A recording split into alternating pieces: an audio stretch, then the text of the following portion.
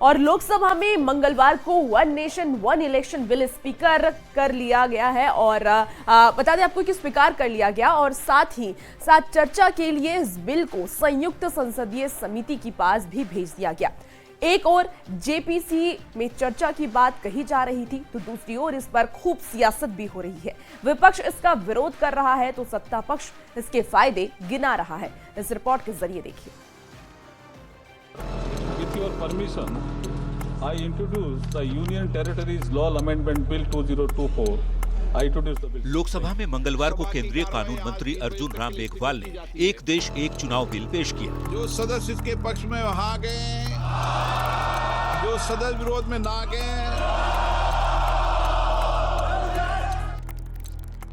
साथ ही इस बिल को लोकसभा में स्वीकार भी कर लिया गया। बिल के समर्थन में 269 वोट पड़े और इसके विरोध में कुल 198 वोट पड़े। खास बात है, लोकसभा में पहली बार इलेक्ट्रॉनिक वोटिंग के जरिए डिवीजन हुआ। एक देश एक चुनाव पर 32 राजनीतिक दलों ने अपना समर्थन दिया, जबकि कांग्रेस और आरजेडी सहित 15 दलों ने इसका विरोध जताया।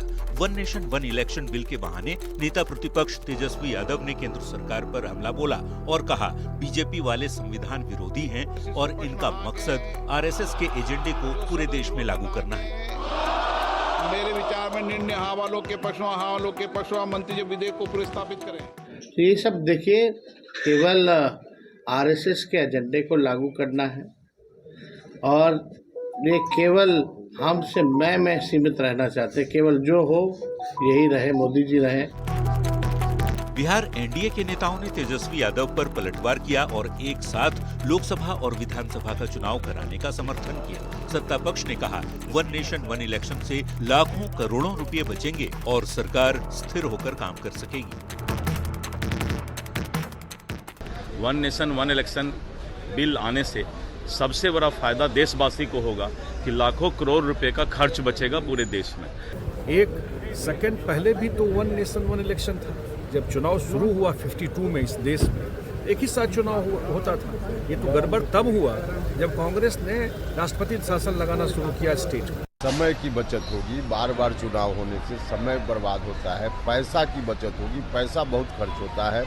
एक बार चुनाव होगा तो पैसा कम लगेगा, हर तरह से लोगों को सुविधा होगी। लोकसभा में बिल स्वीकार होने के बाद इसे जेपीसी को भेज दिया गया है। पीएम मोदी ने जेपीसी को भेजने की सलाह दी थी कि इसको जेपीसी को दे देना। केंद्रीय गृह मंत्री अमित शाह ने सदन में कहा था कि इस बिल को बहस के लिए संसदीय समिति के पास भी भेजा जा रहा है, क्योंकि पीएम मोदी ने खुद इस बिल को लेकर हर स्तर पर विस्तार से चर्चा की बात कही थी। Bureau report, news 18। जेडीयू के राष्ट्रीय प्रवक्ता राजीव रंजन ने एक देश एक चुनाव का समर्थन करते हुए इंडिया अलायंस के रवैये को दुर्भाग्यपूर्ण बताया। राजीव रंजन ने कहा कि एक देश एक चुनाव लागू होने से योजनाएं निबद्ध गति से पूरी होंगी और इसमें कोई भी रुकावट नहीं आएगी।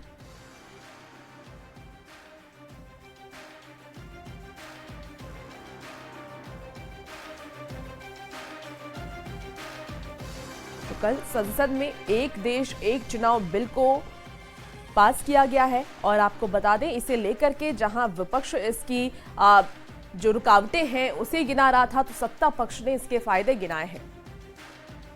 One nation one election bill पर जो कांग्रेस और इंडिया के साथी दलों का रवैया है बेहद दुर्भाग्यपूर्ण है। इस बिल से न केवल योजनाओं की निर्बाध गति से समय पर पूरा होने की संभावनाएं बढ़ेंगी, बल्कि नीतियों की निरंतरता जारी रहेगी।